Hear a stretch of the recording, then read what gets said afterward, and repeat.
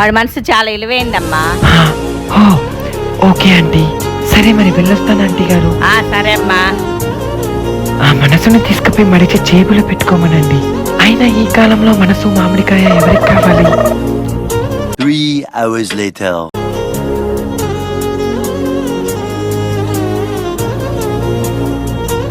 ఒరే సిద్ధు, నీకు పెళ్లి చేసుకోవడానికి ఎలాంటి అమ్మాయి కావాలరా?